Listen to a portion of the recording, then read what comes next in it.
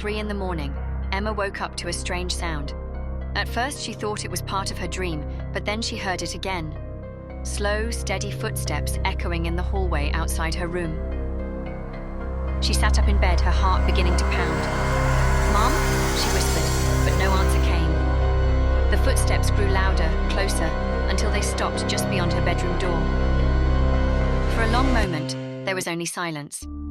Then the doorknob rattled, gently at first, then harder before going still again. Emma grabbed her phone from the nightstand and pulled up the feed from the hallway camera. The screen showed an empty corridor, nothing moving, no one standing there. Relief washed over her for a second, until the camera glitched. For the briefest moment, she saw a dark figure at the far end of the hallway. Then it vanished. "No," she muttered, shaking her head.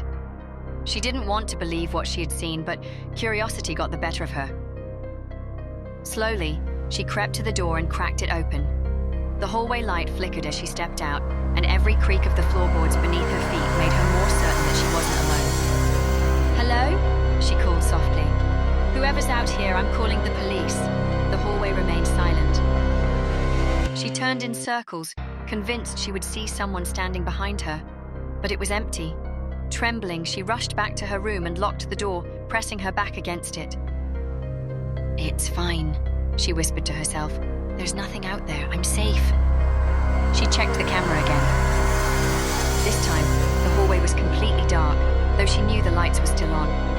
As her eyes adjusted, she noticed a figure standing perfectly still right outside her door. Her breath caught in her throat. "Oh my God, it's here!" She dropped her phone, shaking uncontrollably.